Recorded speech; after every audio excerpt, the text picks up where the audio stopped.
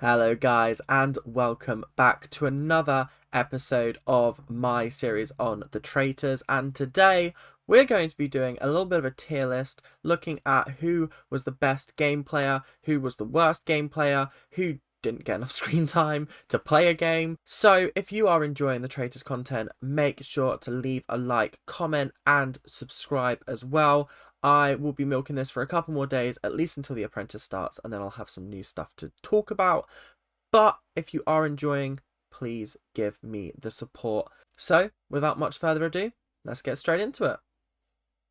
So, the categories we've got on the left are Legendary, Strong Game, Did Pretty Well, Got Lucky, Poor Player. Yeah, honestly, I don't want to have to put people in the poor player category, but there are some people who just made very interesting decisions in the game, and I have to kind of recognize that and be like, yeah, wasn't your best play, mate. Wasn't your best play at the end of the day. So we're going to start with Aubrey, and I'm going to put him in the... do you know what? I'm going to add another one. So, not enough time.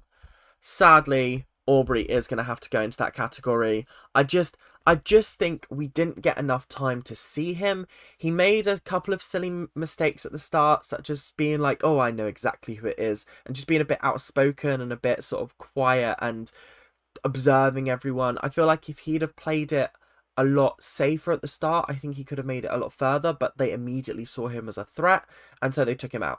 And honestly, that's the smartest thing you can do at the end of the day, is take out the people who are going to be threats to you. Next up is Sonia, and I don't want to put her in Did Pretty Well. I don't want to put her in Got Lucky. I'm going to put her again in Not Enough Time.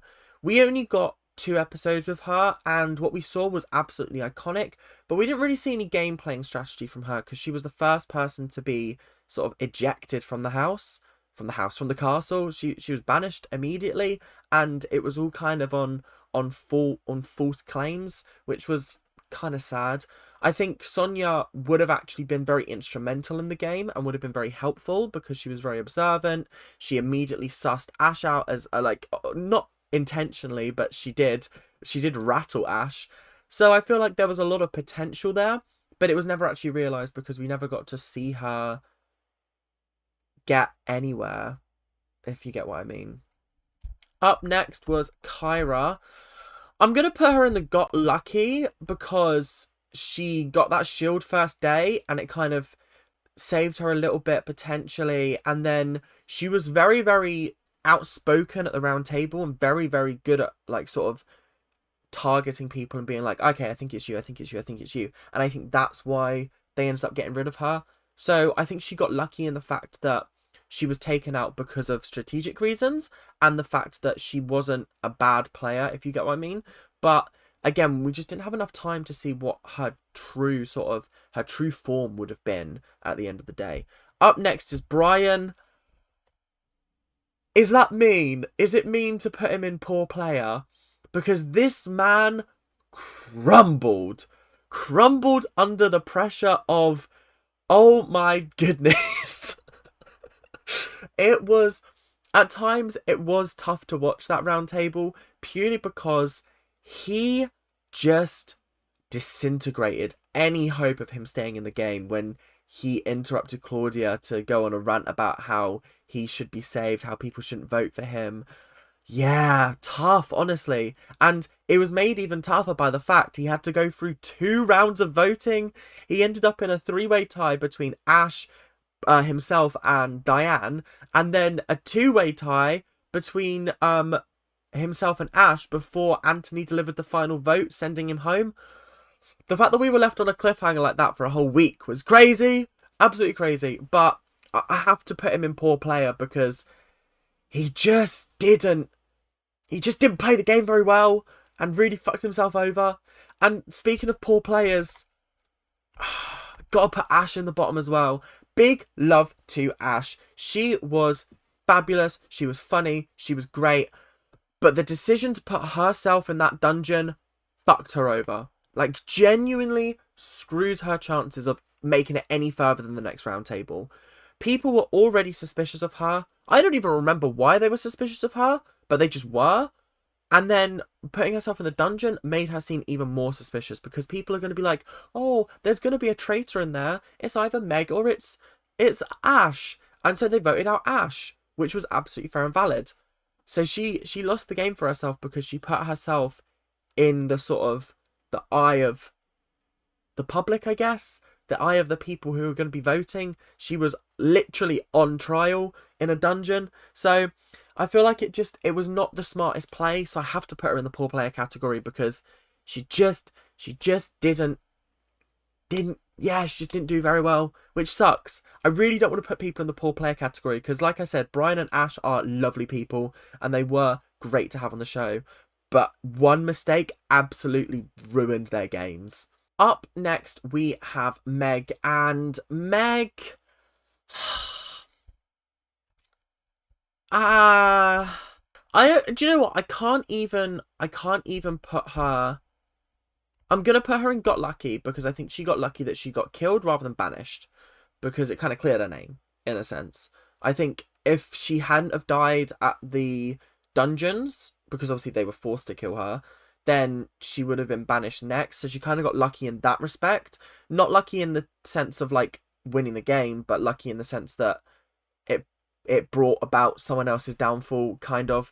So, I don't know. Meg's a weird one because I feel like we didn't really get to know her episodes 1, 2, and 3, and then she got put in the dungeon, and then suddenly there was this whole storyline about her being suspicious, and it was weird.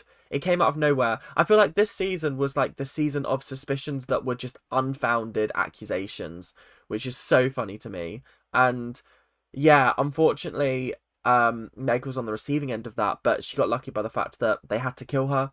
So they had to take her out of the game, essentially clearing her name.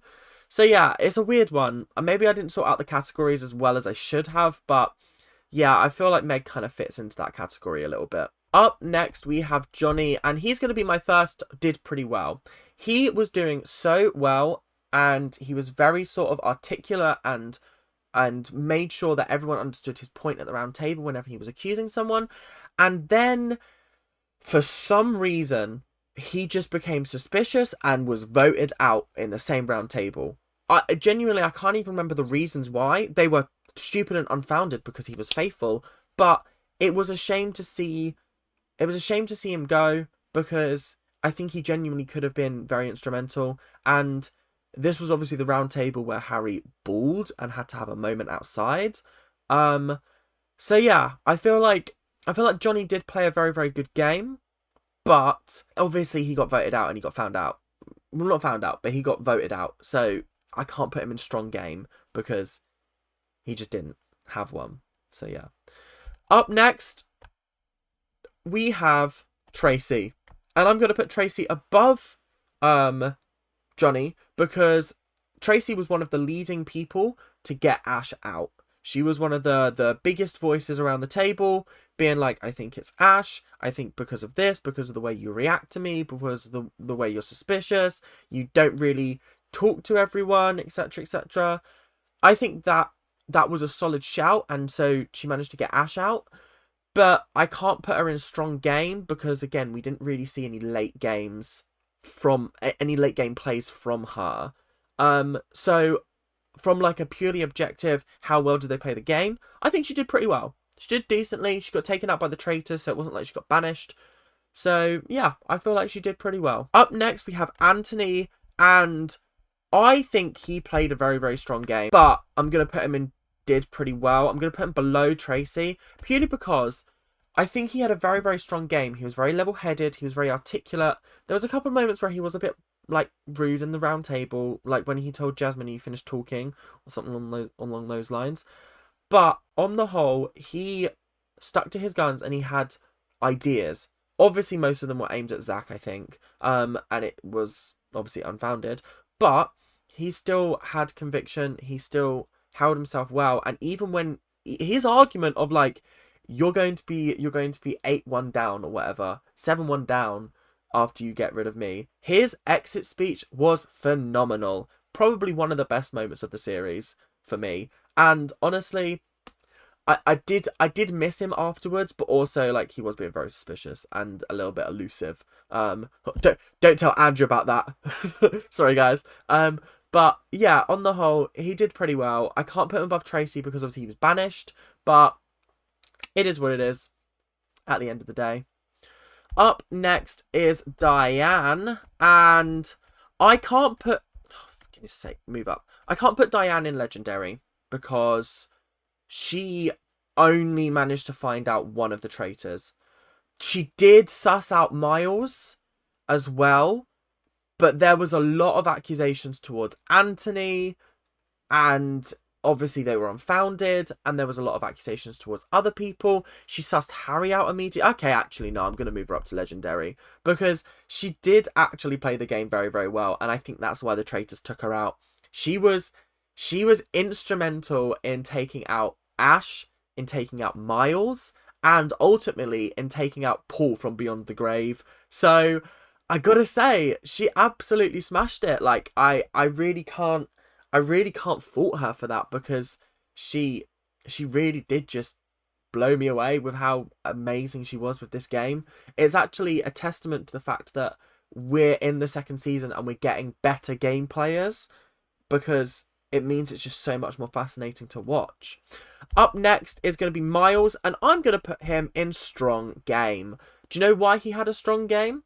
Was because up until the Poison Chalice exercise, no one even looked his way. No one even suspected him for a second. And it was only when the Poison Chalice thing happened and production essentially fucked him over, because it was like Diane turned up the next morning, oh, you were poisoned last night. And then she was able to be like, oh, well, this person gave me drinks last night. What's that all about? That kind of fucked him over. It was outside of his realm of control, because the game changed on him and fucked him over. And then Paul came like a ton of bricks towards him. So I can't really fault Miles for that, because at the end of the day, it's not his fault. The game, and the game fucked him over. So it sucks. It really does. But I think he played a really strong game up until that point. Up until that point, it was strong as fuck. And then the game changed and fucked him over, unfortunately. Up next, we have Paul, and part of me wants to put him in poor player. Part of me wants to put him in got lucky. Part of me wants to put him in strong game. I think I'm going to put him below Miles because, and this is for two key reasons.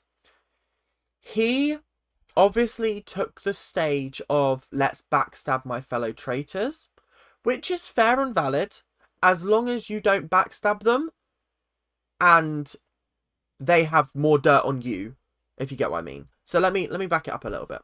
His first mistake was going into the dungeon with Ash and believing that he would be saved. That was his first mistake. His second mistake was riding so hard to get Miles out, like campaigning so hard to get Miles out, to the point where people were like, that could be a traitor getting another traitor out. That's suspicious. His third mistake was dropping Harry's name in that conversation with Charlotte, Ross, and Jasmine, was it? I can't remember now. But especially with Charlotte, because Charlotte went straight and told Harry and was like, yo, Paul said this. And then Paul's downfall came. He played a very, very strong game. He managed to get to episode 8, and most people, apart from Jazz, believed he was innocent and believed he was actually a faithful, which is the mark of a good game. It was just Jazatha Christie was just sensational at this game and really sussed people out very quickly. My only reason why I don't put him in Legendary is because A, he was banished and he like fucked up a couple of times massively that led to his downfall. But secondly, because I feel like he always had the attitude of, oh, whatever I do, I can make it work. And he couldn't make it work. So I've got to put him in a strong game. I'm putting him below Miles because Miles was fucked over by a game change, whereas Paul was fucked over by his own decisions. So, yeah, I have to put Miles above him, unfortunately. Up next is Charlie. I almost said Tracy, but we've already had Charlie. I'm going to put her at top of Got Lucky. She was very lucky that she made it that far. I I actually cannot tell you a single thing that she did in this series, which is a bit of a shame. Like, I did enjoy her at times, and she had funny lines, but like, she wasn't really a presence at the round table. There was one time when she accused Charlotte, and then I think that's the only time that she really spoke up around the round table. And then we just didn't really see much from her outside of that. So it was a little bit of a shame, but I've got to put her in got lucky because she didn't really do anything else this series, which kind of sucks, but it is what it is. Kind of same with Charlotte. I'm gonna put Charlotte above Charlie, because Charlotte was just accusing all the wrong people. She was best friends with Harry and Paul, who were both traitors. So I feel like she just didn't have those suspicions that other people did. So it kind of just worked against her in the end. And obviously they managed to utilize the fact that Charlie had been killed to get her out and get her banished because she was acting suspicious. So I gotta put her in got lucky because, like she pointed out in Paul's trial, the only reason why she has survived this long is because she's friends with Paul. And lo and behold, the next episode, she was gone. So clearly, that's the game. That's how it works. Up next, we have Ross. And I'm going to put Ross here. No, below Miles, but above Paul. And the reason why is because he was a very, very good faithful. Then he trusted Paul and just fucked that up. And then he became a traitor, fucked that up, but he did leave everyone with the seeds of doubt about Andrew, which was a really, really good move on his part. The conviction in his voice and the way he was like, I cannot believe you just lied to everyone, the way he was so sort of sure of that, kind of led people to believe, maybe Ross is actually, oh no, maybe Andrew is actually a traitor. That's a bit odd. And obviously that came back to bite him in the end.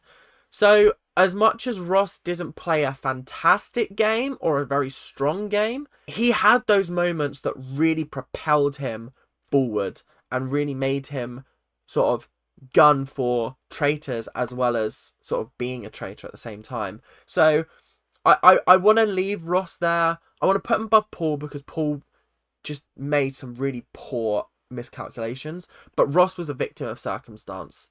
He was prey to the traitors. They lured him in, threw him to the wolves, and it's unfortunate, but he didn't go down without a fight. That's all I'm saying. Up next is going to be Zach.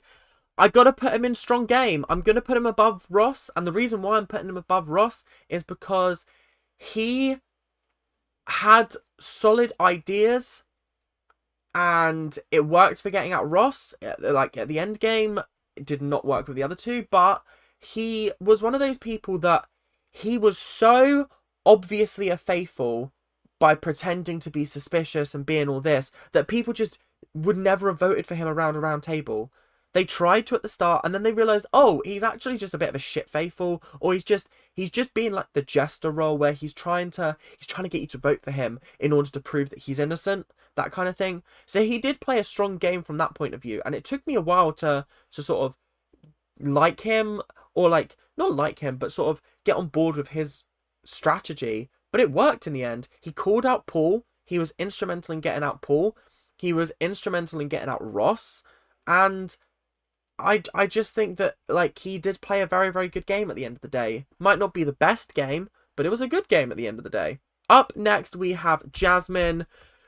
Jasmine played a blinder. She was really good. And the reason why I'm putting her at the top of strong game is because the way she articulated herself around the round table, the way she spoke to other people, the way she worked things out, she was on it at times. Sometimes she wasn't, sometimes she was. I think it's a shame that Zach's theory led to her getting banished, because up until that point, I don't think people were very suspicious of her until Harry's shield play. Until the shield play, I don't think people were like hugely suspicious of her. There were like doubts around her, but nothing concrete or sort of anything more than just sort of, oh, could it be Jasmine? Maybe, I guess. So it's a shame that she got banished, but she did have strong moments, and she had really, really great roundtable moments, if I'm being honest. And speaking of great roundtable moments, Eevee. The reason why I'm putting Eevee in strong game and I haven't put the likes of Charlie in strong game or Meg or whatever is because she would sit there around the round table and she would just observe and watch people. And then if something was brought her way, she'd defend herself, she'd throw an accusation back, but everything was worded perfectly to the point where she was Teflon. Shit wouldn't stick to her, genuinely. It was in episode 7 that I first noticed it, when she lied about not hearing Diane's final words about Miles, which I thought was great. It's because she knew that Paul was a traitor and she didn't want to buy into the, or she thought he was a traitor and didn't want to sort of fuel his fire. So it was interesting there. She also was very helpful in getting Ross out. She kind of led the charge on Jasmine, but that's because false information led them to believe that each other were traitors. And then she eventually got voted out purely because she was just... what's the word I'm going to go for here? Because of a theory that was not correct. They completely misread the shield play, and that led to her downfall, unfortunately. And I was gutted to see her go. She, in her last trial, perfection, the way she defended herself, but unfortunately the damage was done and she had to go home. So yeah, that's sad. But moving on to Andrew, I'm going to put him in Legendary. And you know why I'm putting him in Legendary? Because until Ross's round table, no one suspected him. Apart from Jazz, but Jazz suspected him before he was recruited. So I'm not really counting that. The fact that Andrew managed to make it to the final and managed to make it to the final 4 without so much as many people other than Molly suspecting him because of the whole Ross thing was crazy. And I'm probably going to move him down because he did fuck up at the end really badly by going so hard for Harry, and it just made him look guilty. But he did have a fantastic run as a traitor, and honestly, I think he did really well. If he'd have just maybe kept Sturm in that last round table, I think he could have survived. I think he could have. Yeah, it's tough. It's tough. Moving on to Jazz, top of Legendary. He was absolutely incredible, and I think he was amazing. He called out Paul. He called out Harry well before anybody else did. Well before. And he kept those suspicions until the final round table. And it's a shame. It's a shame because Molly voted for him. And so for Molly, I was going to put her in strong game. And I was going to put her in got lucky because obviously Harry kept her alive because he knew he could use her to get to the final. But I'm going to put her in did pretty well because she did suss out Andrew. And although she made that final mistake, she does deserve some respect for the fact that she managed to get Andrew out. And she was instrumental in that.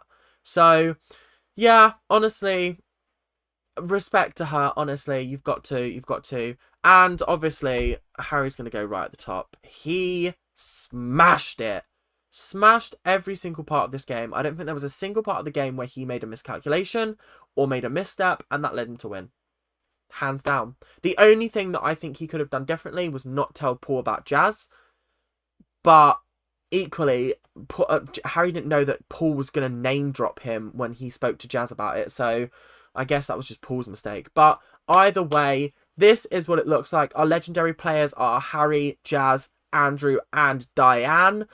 And I'm liking the way that the rest of the table looked. Unfortunately, Brian and Ash do end up in the bottom of the barrel, but I've explained why. And if you liked what you saw, make sure to like, comment, and subscribe. And I will see you guys in the next episode of whatever traitor bullshit I come up with. So, thank you guys very, very much for watching, and I'll see you guys later. Keep on ranting. Bye now.